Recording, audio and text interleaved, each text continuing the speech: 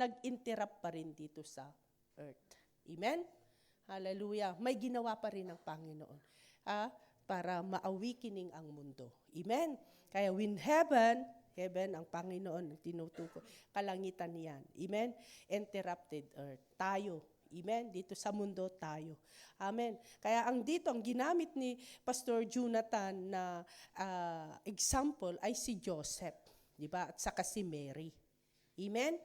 Na si Joseph at saka Mary talagang may plano na sila na ikakasal. Sa atin kasi ay may kasunduan, parang ganon, no? At sa panahon na yan, pag may kasunduan, kahit sa atin o lalo na sa Israel, ay parang parang mag-asawa na pero hindi kagaya ngayon na live-in, hindi ganon. Kundi hindi pa sila nagsasama pero matindi na yung kasunduan kasi included dito ang pamilya. Hello? Kasi ngayon ay mayroong ganon na uso sabi nila ngayon di ba? Usong mabuntis bago ikakasal, mga ganon. Live-in muna bago ikakasal. Ano? Ayan ang na ngayon, parang normal na ngayon, pero mali dahil nagsasama na. Pero dito ay hindi. Yung bang may kasunduan na. Amen? Kaya, kung hihiwalayan mo kahit hindi pa kayo kasal, ay ang tinatawag doon ay hindi lang hiwalay, kundi divorce. Kaya nagamit siguro dito na nagtataka kayo na lihim niyang i-divorce. Sabing ganon, no? Ni Joseph. Kasi, siyempre, sino naman kung ikaw ay matinong lalaki, tapos bigla mong malalaman na ang pakakasalan mong babae ay buntis na pala. Di ba? Hello? Kaya si Joseph matino siya kasi may takot sa Diyos. Amen? May takot sa Diyos. Tapos malalaman niya ngayon, sasabihin ni Mary, alam mo, buntis ako. Parang yung kwento na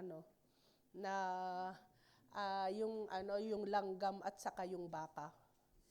No? Alam na ninyo yung kwento na yon? Mayroong binulong yung langgam sa baka, tapos yung baka tumakbo. Ano kaya yung binulong ng langgam? Ha? Alam na ninyo yung kwento na yon? Para magising kayo. Alam niyo yung ibinulong ng langgam? Buntis ako, ikaw ang may kagagawan. Yun lang, no? Kaya tumakbo yung baka.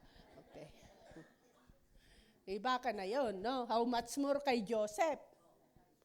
Sasabihin ngayon ni Maria, buntis ako. Hello? Kaya sabi ni Joseph ay, lihim siya. Unwilling to put her to shame. Diba? Resolved to divorce her quietly. Lihim niyang i-divorce, iwasan. Pero dito makikita natin na nag-interrupt ang anghel. Amen! Anong sabi niya? Ang anghel, behold, an angel of the Lord appeared to him in a dream, saying, Joseph, son of David, do not fear to take Mary as your wife. Amen? So nag-interrupt sa plano ni Joseph, nagsalita ang Diyos, ang angel. Amen? Na ininterrupt niya yung plano ni Joseph na iwan si Maria. Iwasan si Maria. Amen? Praise God. Hallelujah. Kaya dito makikita natin na napakabuti ang Diyos. Dahil pag ang Diyos ang ating susundin, tignan nyo si Mary. Sinunod niya kaagad ang Diyos. Dahil may takot siya sa Diyos nung kinausap siya ng anghel. Hindi niya iniisip na baka iwan ako ni Joseph. Mahal na mahal ko pa naman. Maraming mga ganyan na dalaga, patay na patay. Kahit ano na, bibigay ko, susundin kita, ikaw ang priority ko. No. Tignan nyo, kung priority natin ang Panginoon, hindi sa mga bagay na nakikita natin. Amen? Ang Diyos, ipro-provide niya lahat. Siya ang mag-aayos. Kaya nga may sabing ganyan na, pag maayos yung relasyon mo sa Panginoon, anumang relasyon na nasira na mayroon ka, aayusin din ng Panginoon. Dahil una, ang aayusin niya, ikaw. Amen? Yung relasyon mo sa Diyos, maging maayos, maaayos ka, and then dadaloy yan sa mga pamilya mo na nasira, aayusin din ng Panginoon. Trabaho ng Panginoon yun eh. Amen? Tignan nyo si Mary. Oh, anong ginawa? Ang Diyos ang nangusap. Ang step lang ni Mary sumunod. Mahirap. Di ba? Kung minsan, parang hindi niya inisip na, anong sasabihin ng tao? Mapapahiya ako. Lalabas at lalabas yan. Di ba? Hindi pwedeng maitago. Hello? Pero sinunod niya ang Panginoon. Hindi siya pleasing man, kundi pleasing God siya. At ang Diyos ang nag-ayos ng lahat. Siya ang nangungusap. Siya ang nangusap kay Joseph. Amen? Huwag kang matakot, Joseph. Alam ng Diyos ang iniisip ng tao. At ang Diyos, kung siya'y nagtatrabaho, ay magiging maayos lahat. Amen? Mahirap man, di ba? Tignan nyo, napakahirap ang nangyari sa kanila. Di ba? Walang nag-open sa kanila. Di ba? Hanggang sa sabsaban, nanganak na lang walang ospital, walang, yung tumulong sa kanila, di ba? Hello? Pero, siyempre, kaunting tiis lang. Amen? Pero ang Diyos ay God of possible sa imposible sa tao. Amen? Hallelujah! Kaya yan ang inaano ng Panginoon sa akin. Amen? So Christmas, it not merely a holiday. Basahin natin. It is a holy interruption. May interruption ang Christmas. Ininterrupt niya yung maayos na plano ni Mary at saka si Joseph. Di ba? Napakaganda yung plano nilang ikakasal. Ang napakaganda yung kausapan nila, pero nag-interrupt ang Diyos. Can you imagine kung minsan sa atin, ang ganda ng plano mo, magpapatayo ka ng napakagandang bahay mo. Dalawa lang naman ang pakikinggan mo na interruption. Kung minsan, i-interruptin ka ng kaaway para mas lalo kang hindi magtiwala sa Diyos. Yung para sa Diyos, gagamitin mo para matapos lang yung ipapaayos mo. Ganun Di ba? Lahat tayo, nasusubukan natin yan. Walang exempted sa atin. Maniwala kayo, hindi.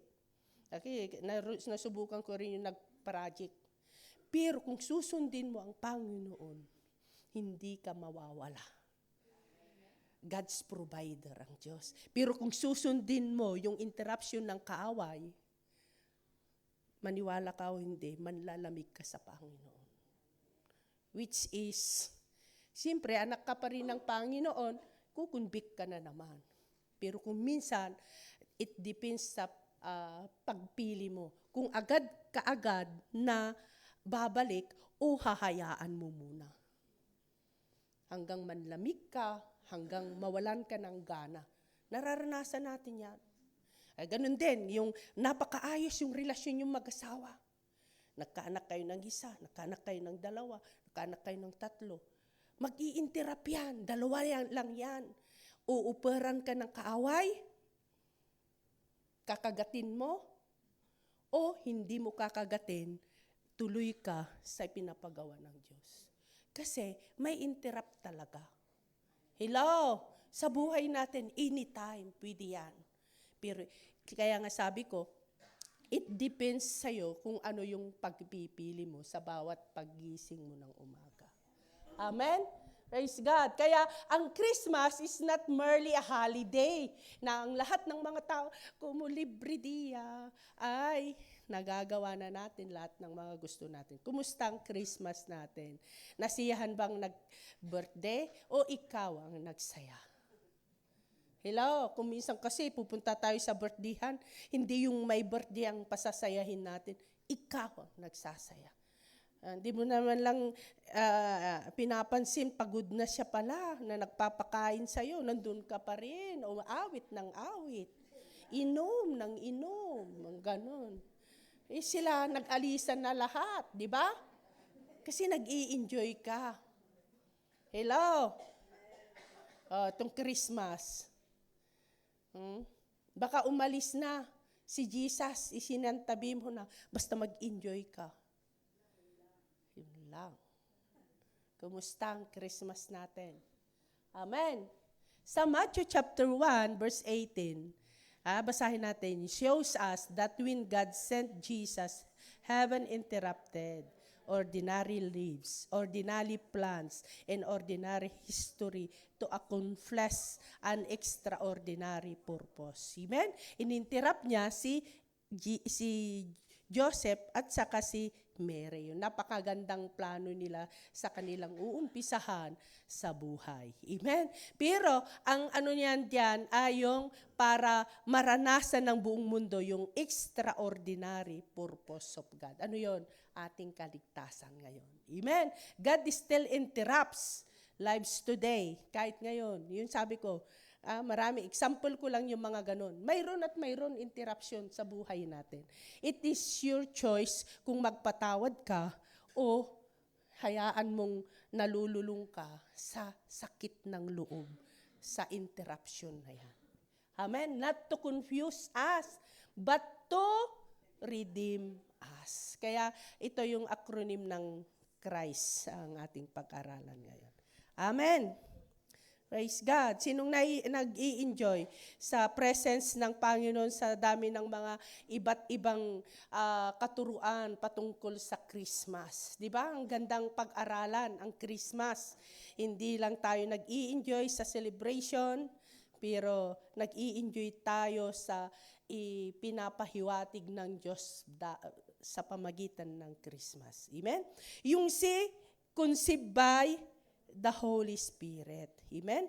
So, yung Holy Spirit na yan, na Diyos, napunta sa tiyan ni Maria. Hindi siya galing sa kay Joseph. Amen? Clear sa atin yan, no? Kaya nga, hanggang ngayon ay sinasabi ng maraming mga tao na si Mary is Virgin Mary. Amen? At palagi ko naman sinasabi na Virgin Mary siya para hindi natin siya sambahin, kundi Virgin Mary siya para ipahiwatig na si Jesus ay hindi siya galing sa dugo ni Adan. Hindi siya galing sa dugo ni Joseph, kundi espiritu iyan. Amen? Na siyang pumunta sa tiyan ni Maria. Amen? Diyos yan. Amen? At dumaan siya sa proseso, baby. Amen. Na si Mary, na virgin kasi ay hindi galing si Jesus sa dugo ni Joseph, kaya si Jesus ay perfect yung dugo niya. Amen? Walang kasalanan sa kanya. Nataglay-taglay. Sa atin kasi, ang unang kasalanan ng tao, kaya nga sa Roma chapter 3 verse 23 na sapagkat wala ni isa man ang naging kalugod. Ganun yan, sa kaluwalhatian ng Diyos, nakaabot sa kaluwalhatian ng Diyos, lahat tayo makasalanan. Bakit? Kasi galing tayo sa dugo ni Adan. Dahil galing tayo sa dugo ng ating tatay. Ganun kagaling ang Diyos Kung pinag-aralan natin ng Diyos, nakaka-amaze. Bakit? Tignan nyo, pag mag-DNA kayo, ano ang yung dugo mo? Dugo ng nanay mo, dugo ng tatay mo? Dugo, DNA ng tatay mo. Kaya yung tatay na ayaw kang tanggapin na anak, hindi siya magkakaila dahil dugo mo. 100%. 99,999. Yan ang lalabas. Pagamat walang perfect sa atin. No, di ba? Amen? Kaya ganun kagaling ang Diyos. Kaya si Jesus, hindi siya dugo ni Joseph na hindi galing sa dugo ni Adan na makasalanan. Kaya si Jesus, perfect man siya. Amen? Siya lang ang perfect man. Hindi si perfecto.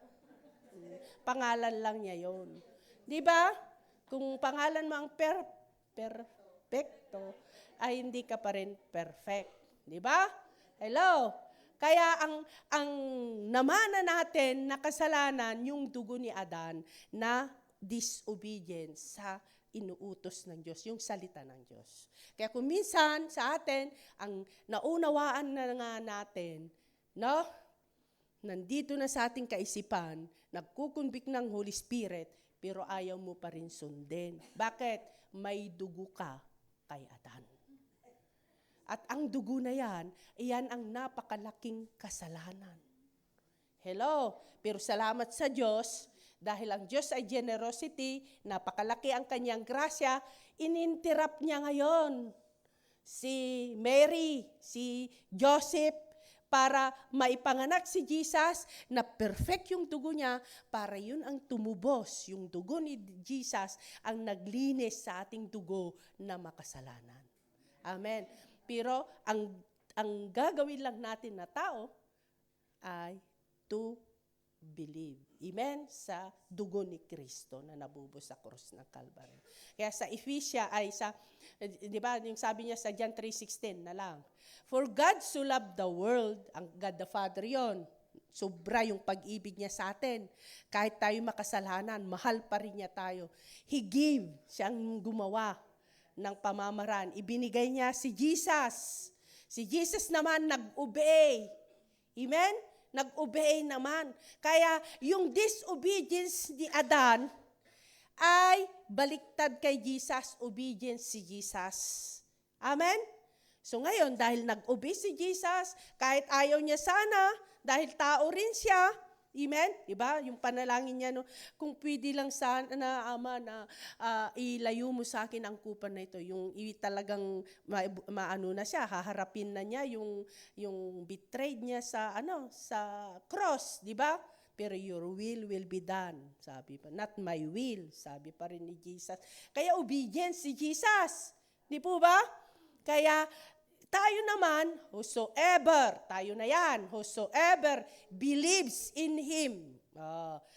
Pananampalatayaan na natin yung ginawa ni Jesus, yung pagka-obedience ni Jesus should not perish. Hindi tayo mawawala. Amen? Ibig sabihin yung peres sa impyerno, punishment, but have, ano sa atin? Eternal life kasama ang Panginoon. Anong trabaho lang natin? Believe. Ang kasama ng believe, obedience, trust. Pero kahit naniwala ka, kung hanggang dito lang, sa ulo mo, magsasawa ka, mamaya wala ka. Kasi hindi ka nag-obey. Hindi pa natubos yung disobedience mo na siyang dugo ni Adan. Hello?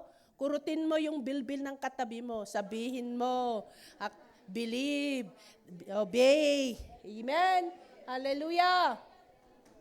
Kaya yan, she was found to be with child from the Holy Spirit. This was not a human idea, hindi idea ng tao ito. Amen? It was a divine invention. Heaven did not advise earth. Amen? Heaven entered earth. Jesus was not created by man. He was conceived by God. Hindi siya create na tao, si Jesus. Amen? Pero He was conceived by God. Insent ni Jesus, ng God the Father, si Jesus. Amen? Kaya, ito ang iano natin. Ang Diyos, pwede siyang maging tao. Hello? Pwede siyang maging tao. Pero ang tao, hindi siya pwedeng maging Diyos. Kaya kung may nagsasabi na siya ay Diyos na, takbuhan mo na. Kasi hindi totoo yan. Wala. Hindi pwede ang tao na maging Diyos. Hello? Pero ang Diyos pwedeng maging tao para bababa. Amen?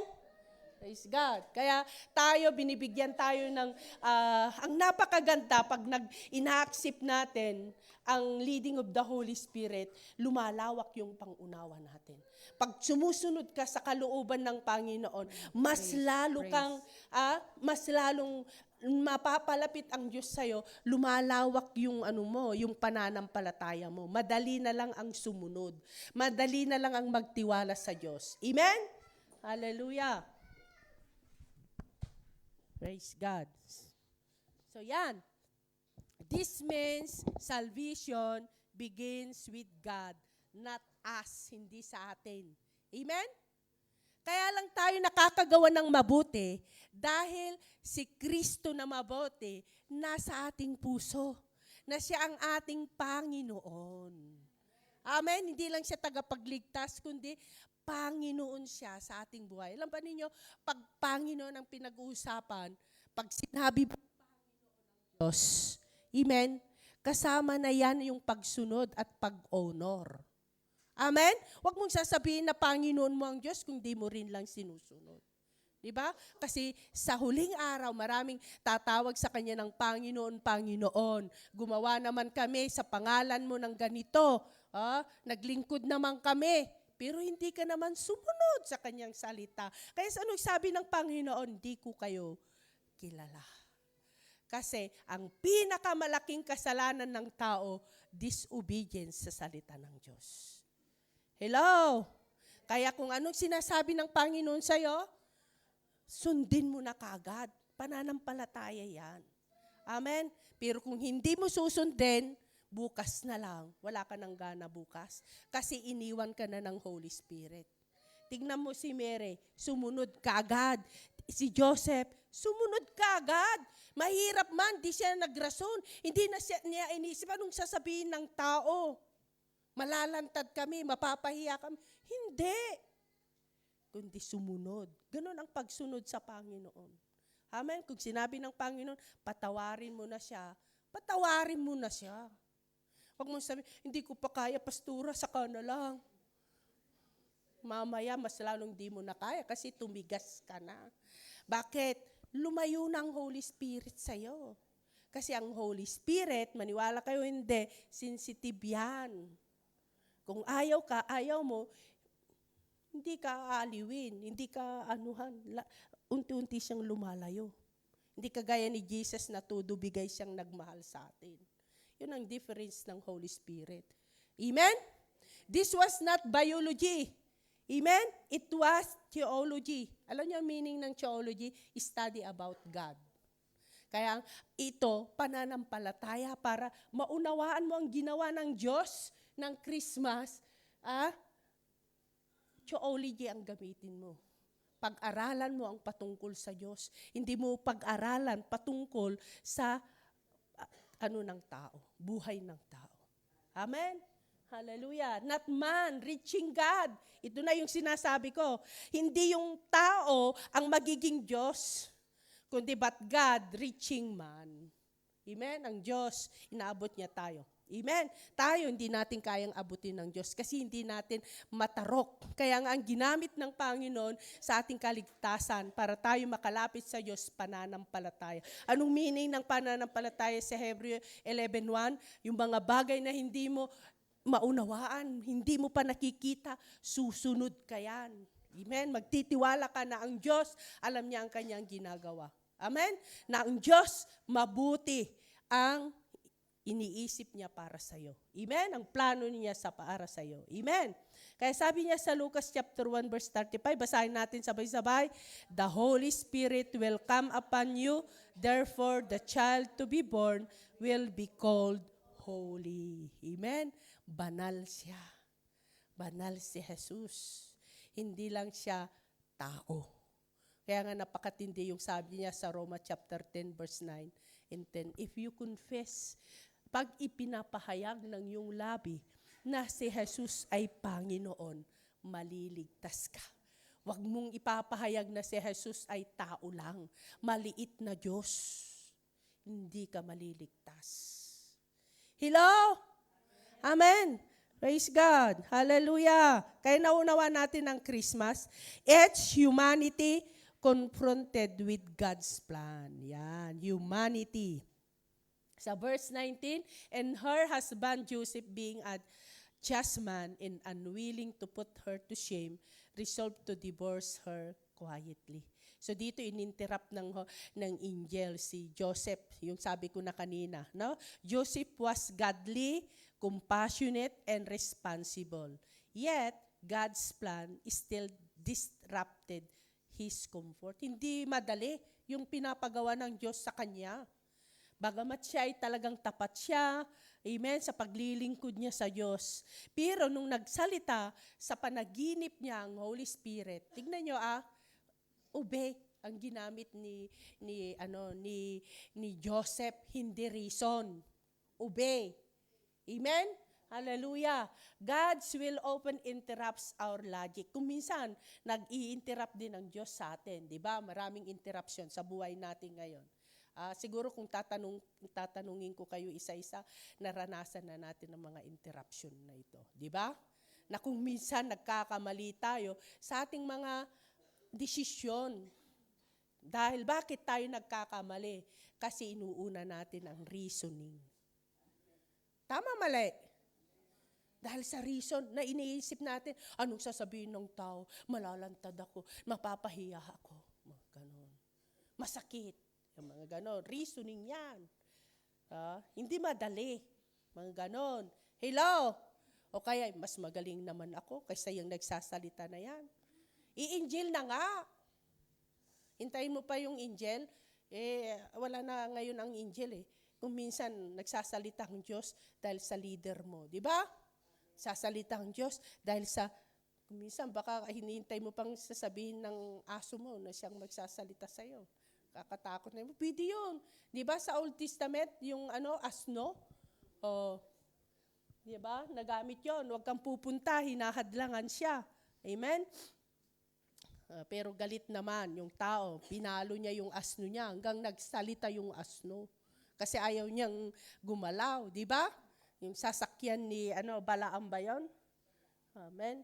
Obedience sometimes means choosing faith over reputation. Yan ang obedience. Kaya ang ating pananampalataya, kung sinasabi mong may pananampalataya ka, sumusunod ka.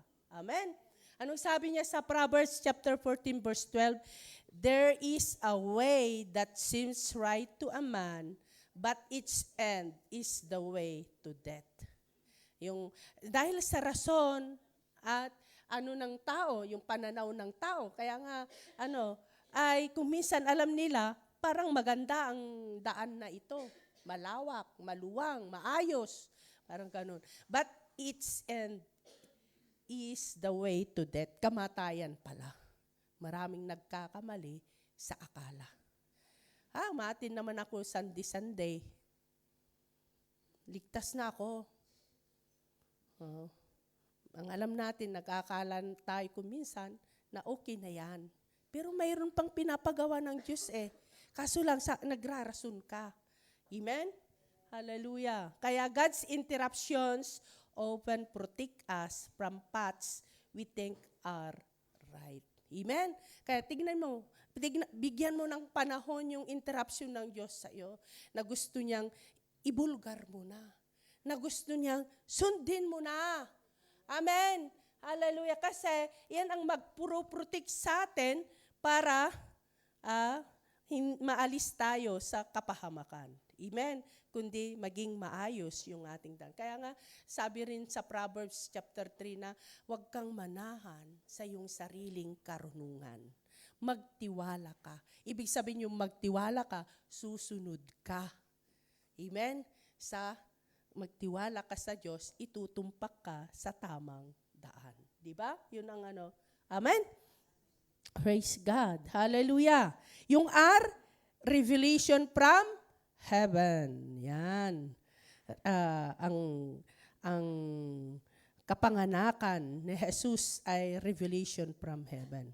Anong sabi niya sa verse 20? But as he considered these things, behold, an angel of the Lord appeared. Amen? Nagpakita. Kasi, ang binabasa kasi ng Panginoon yung puso natin Kung minsan, parang takot tayo, no? Kaya nga si Joseph nadama rin niya yung takot eh. Ano? Pero ano sabi niya sa Psalms 46 verse 10? Be still and know that I am God. Habang sumusunod tayo, amen? Yun na yung sabi ko kanina, na habang sumusunod tayo sa Panginoon, mas lalo natin siyang nakikilala at mas lalo natin siyang nararanasan. Diba? Na siya ay Diyos na makapangyarihan. Na Diyos na hindi ka pababayaan. Pangako niya yan na hindi ka iiwan ni hindi ka pababayaan. Amen. Ano ang desire mo sa puso mo ngayon? Long life? Good health? Kung minsan, di tutugunin ng Diyos na maalis yung sakit mo eh. Pero susunod ka sa Panginoon. Tignan mo, kahit mayroon diagnose ang doktor na may sakit ka, kagaya ko, pero kung tuloy-tuloy ka na nagpapagamit sa Panginoon, sumusunod sa kalooban ng Panginoon, hindi mo nararanasan o nararamdaman yung sakit. Kasi focus ka sa pinapagawa ng Diyos. Nai-enjoy mo pa rin ang buhay. Hello? Na kung minsan, hindi dahil sa yung gusto mo ay ibinigay ng Panginoon eh, ang paglilingkod natin sa Diyos, kundi dahil mahal natin ang Diyos. Diba? Kaya doon lumalalim yung ating intimate na relasyon sa Diyos. At doon mo nakikilala ang Diyos na Diyos siya na makapangyarihan. Diyos na maaasahan.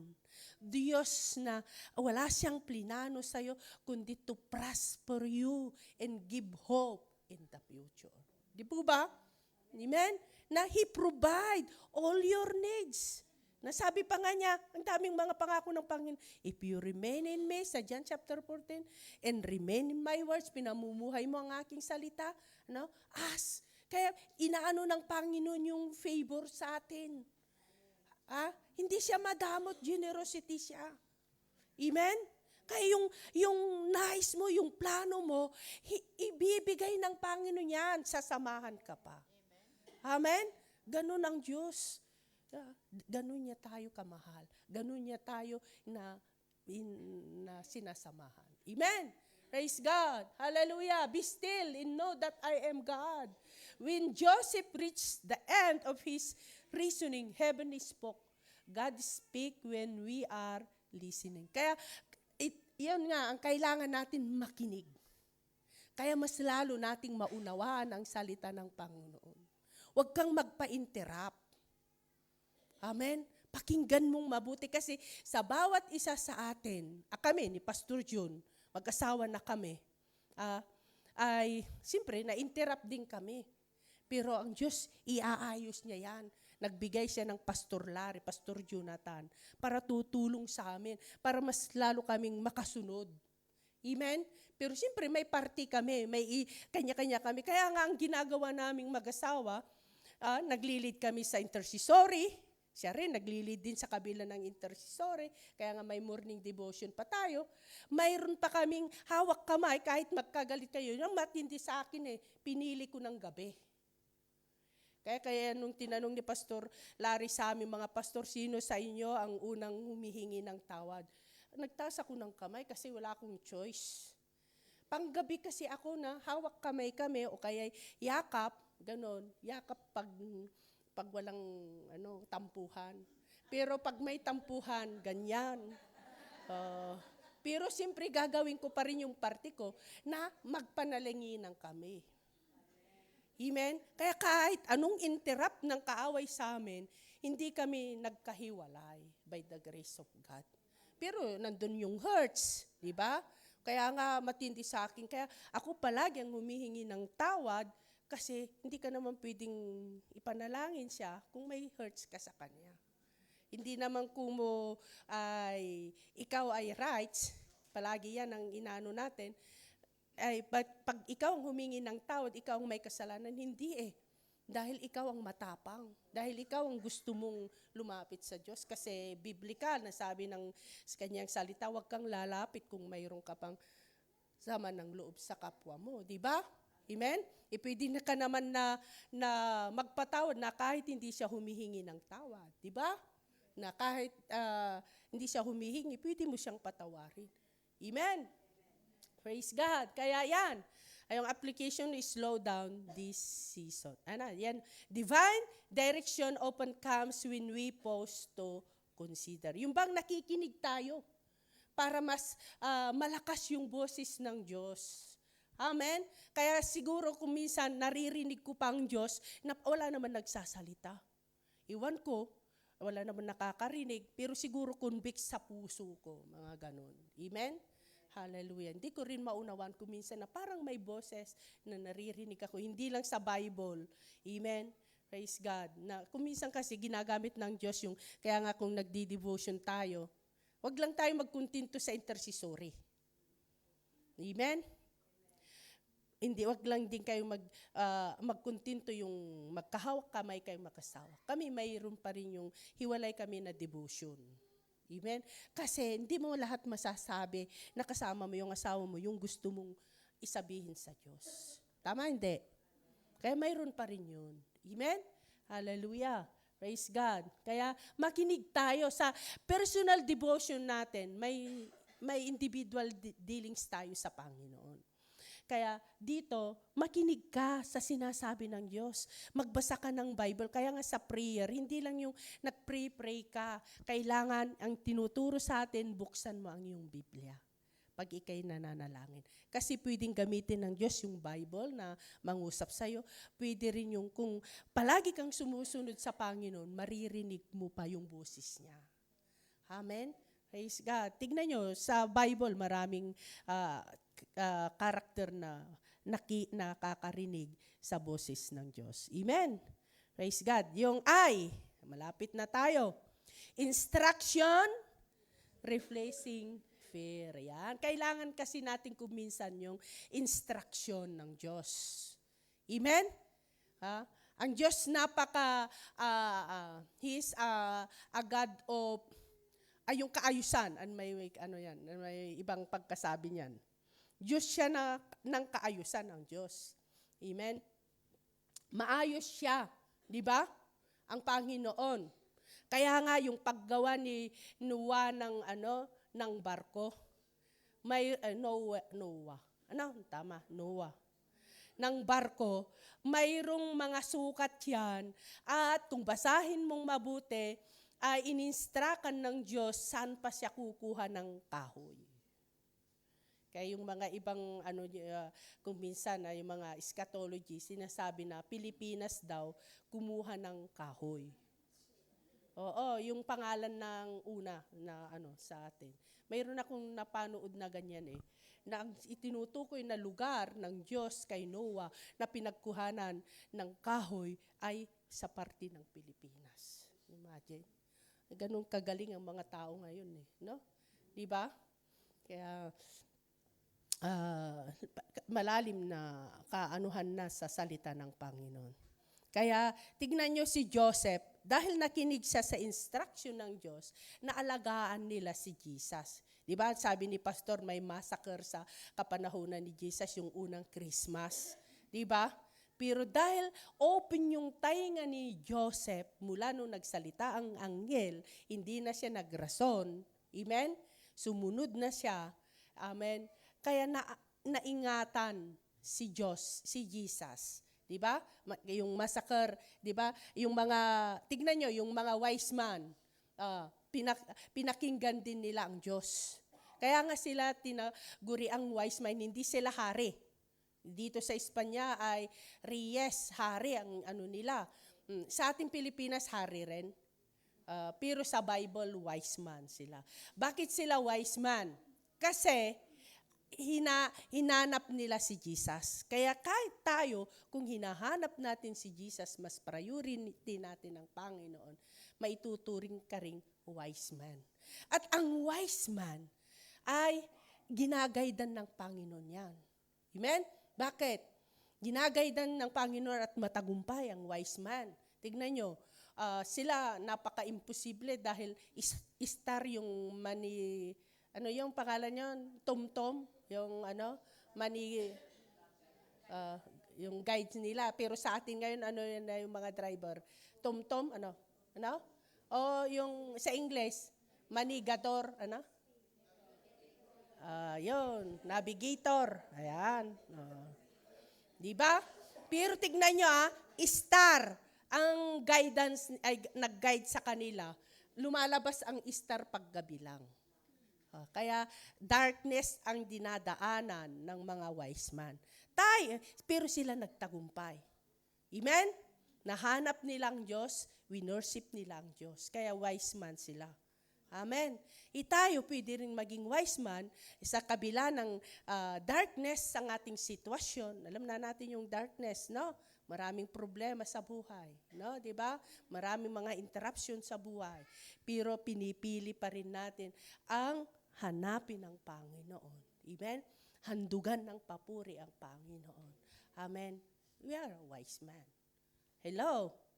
Praise God. Kaya, yan ang ano niyan, na maaalis yung takot, di ba?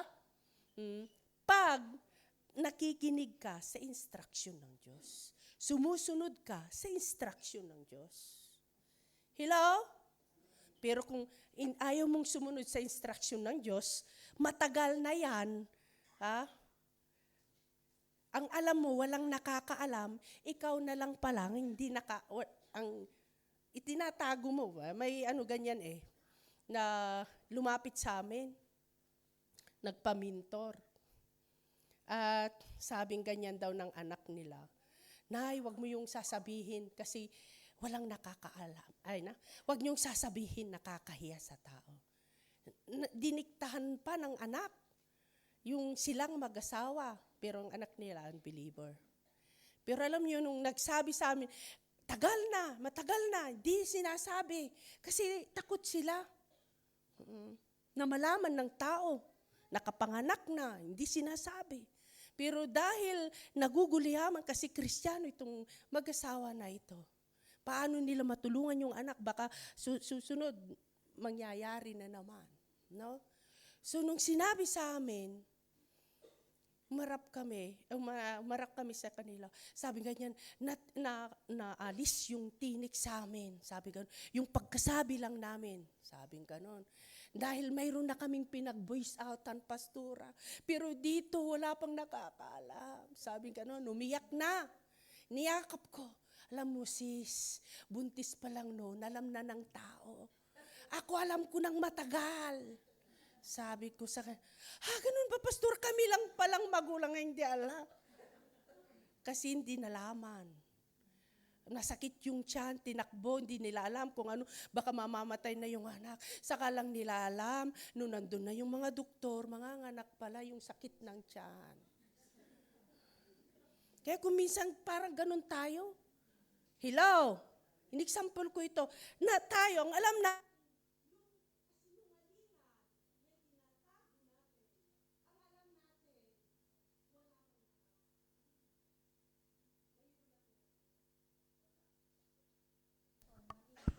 yan, wala.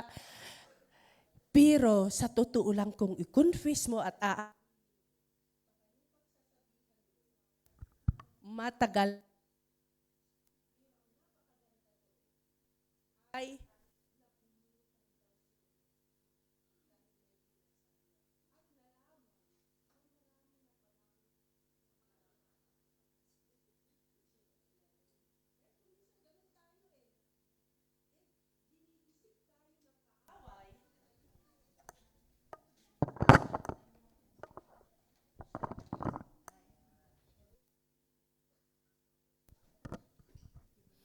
dinidisip tayo ng kaaway dahil sa ating mga kapalpakan nung una. Diba? I-testimony mo na yun dahil hindi ka na ganun. Kaso lang, tinatakpan. Kaya kung minsan, nandyan mamaya, yung sige nga, natin. Napaparalyze tayo dahil sa takot natin. Kaya yan, parang sumusunod na, anino natin. Na hindi natin maano-anuhan kasi tinatakpan mo pero sumusunod yan. Ilantad mo na, may anino ka talaga. May nakaraan ka talaga na hindi na mabago yun, pero ang maganda, nabago ang ating buhay. Di po ba? Amen. Kaya itong mga fear natin sa panahon natin ngayon, surrendering habits. Ano yung mga habits natin na tayo lang nakakaalam, na kung minsan, yan, hindi ayaw mong isurrender. Trusting God's fully, yan. Giving Jesus Lordship, yan ang mga kinakatakutan natin. Celebrating Christmas in godly way. Ayaw natin kasi sabing ganyan, nakaugalian mo na sa buhay mo mula pa noon ay parang hindi ka nag-celebrate ng Christmas na hindi ka lasing. Yan, gano'n, di ba? Ngayon, yun ang pagkakilala nila sa'yo. Ngayon, ay ayaw mong aminin na Kristiyano ka na, nagbago ka na. Di ba? Kaya, uuperang ka ngayon. Baka sasabihin sa'yo na, kaya sasabihin mo naman, may kibagay ka. Which is, ang daling sabihin na nag-graduate na ako dyan. Di ba? Hindi yung sasabihin mo na, no, may sakit kasi ako kaya hindi na ako pwedeng uminom. Wala ka namang sakit. Di po ba? Amen? Kaya yan ang mga kinatatakutan natin kuminsan. If anyone would come after me, let him deny himself. Yan ang gusto ng Panginoon. Talagang mamamatay na tayo sa ating mga lust of the flesh, yung mga pagkatao natin, para mas lalong makapagtrabaho ang Diyos sa buhay natin. Kasi ang totoo, what you release to God, He redeem. Amen? Sabihin mo yung totoo sa Diyos. Amen? At diyan tutubusin ka. Kasi ang Diyos, di ba, sabi nga, if you confess your sin, He is just. Matuwid ang Diyos. And righteous to forgive us. Apply natin yun.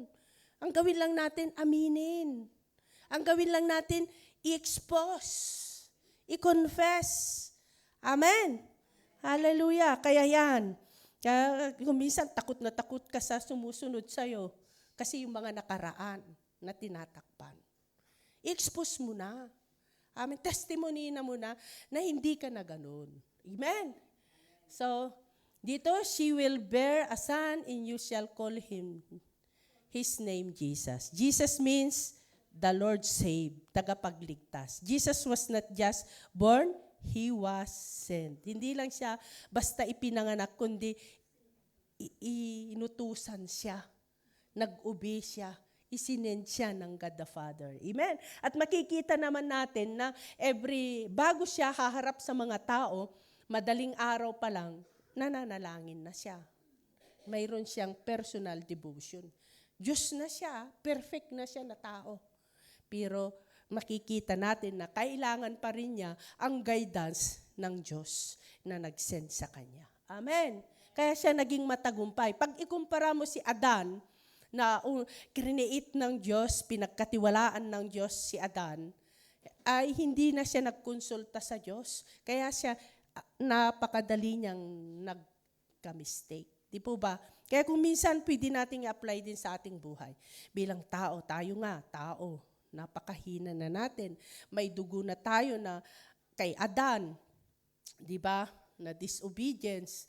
Kaya mas lalong kailangan natin ng Diyos. Di po ba? Kaya kailangan natin ang personal devotion natin sa Diyos. Huwag lang ka lang nag-a-agree sa intercessory. Na-appreciate ko ang mga umatin ng intercessory. Amen? At alam ko may nararanasan din tayo sa pakikijoin natin sa intercessory. Pero mayroon pang personal na hinihintay ng Diyos na pakikiugnayan mo sa Kanya. Iba pa yon. Amen? Huwag nating walain yon. Amen? Hallelujah!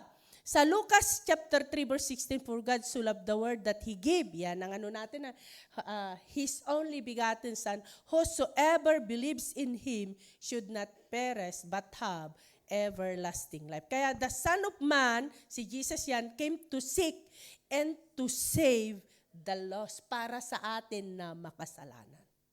Amen? Kaya napakagandang aminin natin na tayo'y makasalanan.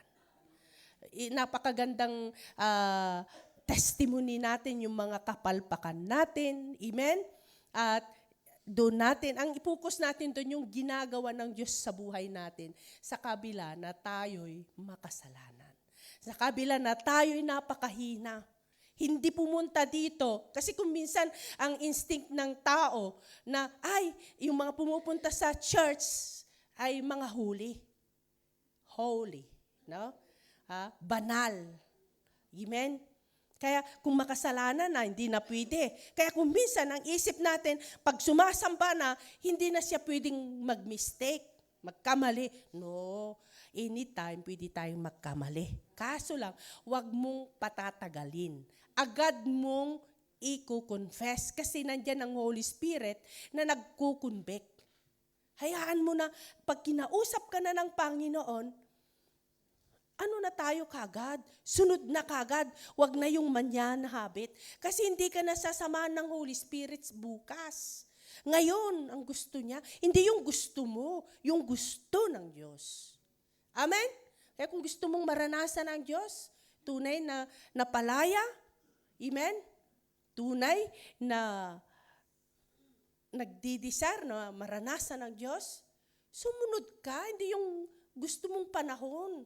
Hindi yung gusto mo, kundi yung gusto ng Diyos. Kagaya ni Joseph, ni Mary, yung gusto ng Diyos. Amen? Nakakahiya man, mahirap man. Amen?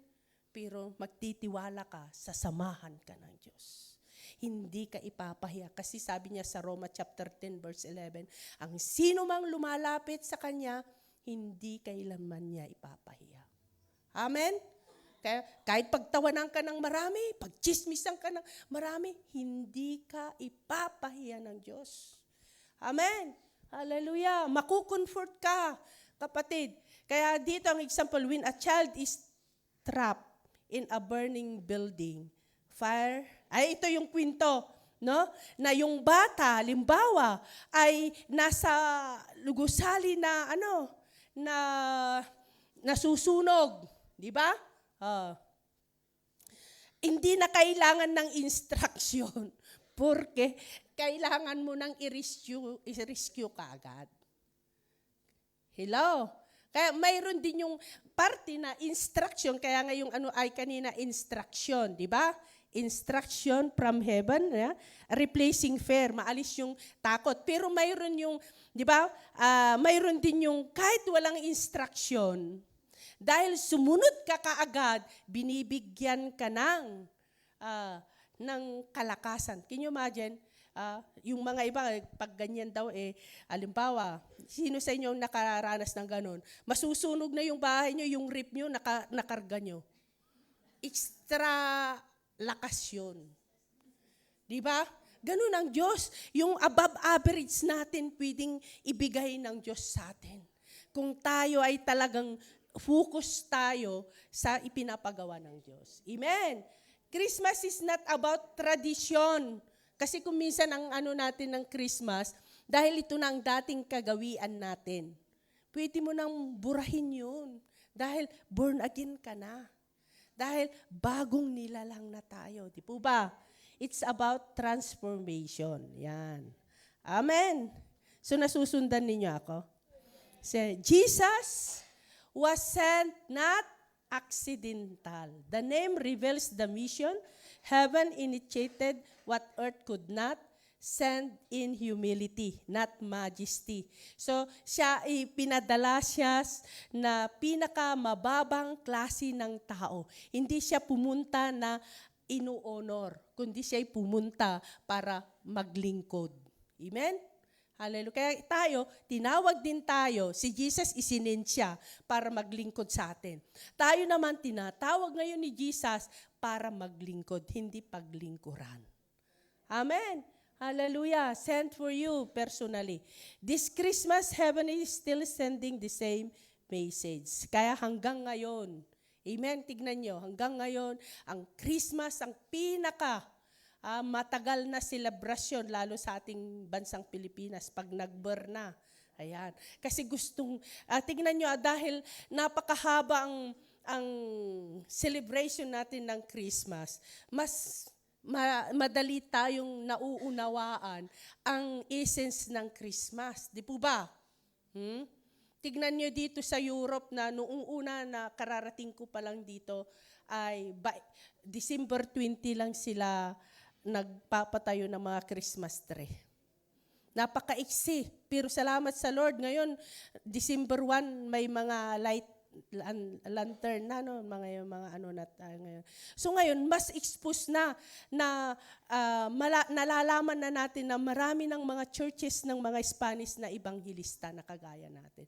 Nung una, ang hirap mga Spanish kumilala sa Diyos. Amen? Kaya yan, walang ibang dahilan ng pagpunta ni Jesus to save us, to cares us. Amen? Kaya Savior of the world si Jesus. Amen? Kaya yung kanyang pagpunta. Pero alam ba ninyo, babalik din si Jesus as a king dahil siya ay total salvation accomplished. Amen? Yung T. Last na tayo, no? Sa Matthew chapter 1 verse 21, ano sabi niya? For He will save His people from their sins. Yan. Kaya nga siya pumunta dito para sa ating mga makasalanan. Amen. Not root problem is sin. Yeah, the root problem is sin. Ang talagang pinakamalaking problema ng mundo ay ang kasalanan. Darkness, kaya nga inano ang mundo na darkness. And Jesus came with the final solution. Kaya lang, siyempre, yung message ni Pastor Jun na may na-miss, di ba? May mga nakamiss ang Christmas. Dahil hindi nila namamalayan, kahit siniselebrate nila, kahit hanggang ngayon, maraming mga tao na nakikijoin sa celebration ng Christmas na hindi naman sila naniniwala kay Kristo. Di ba? Maraming ganyan, no? Sila pa nga ang pinakamaraming binta sa kanilang tindahan, ang decoration ng Christmas, pero hindi naman sila naniniwala sa Christmas. Marami, kahit mga kapwa nating Pilipino, maraming ganyan, na gusto nilang sambahin ng Diyos, pero ayaw nilang kilalanin si Kristo na Diyos. Di po ba? Amen. Pero alam ba ninyo, ay sayang lang, dahil ang pagpunta ni Jesus dito to save us. Then, pagbabalik na siya, yung kukunin na niya ang mga sumampalataya sa Kanya. Kaya nga, total salvation, accomplished nung siya namatay na siya sa krus ng Kalbaryo. Kasi, dumanak ng Kanyang dugo.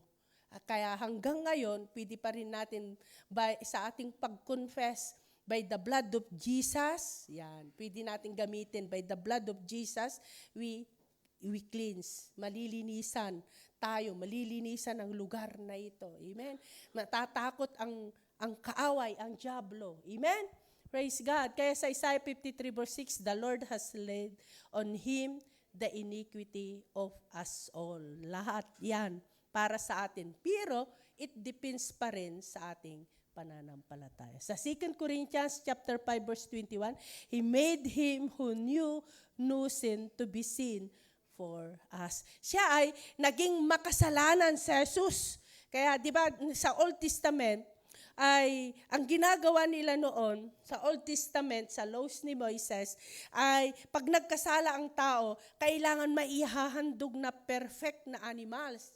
Di ba, yung kordero, yung siya ay healthy, perfect siya.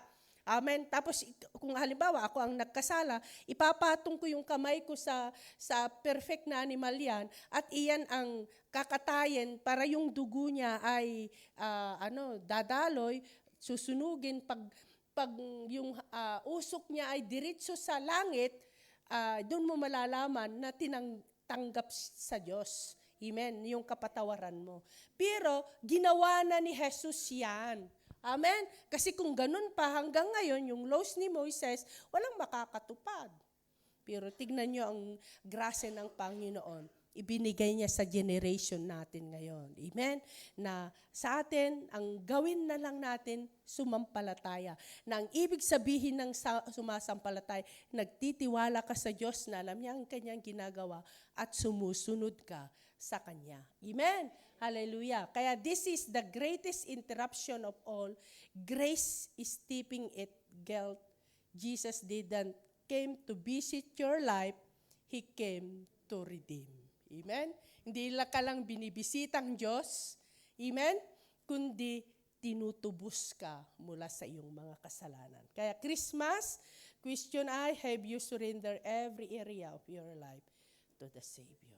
Amen? Hallelujah. Naisurrender mo na ba lahat ng area ng iyong buhay sa Diyos? Amen? Hallelujah. Kaya, ayan ang question sa bawat isa sa atin. Kaya salvation is not a partial, it's complete, available, and personal. Pinipersonal ka ng Diyos na kinakausap ngayon. Tayo pong lahat.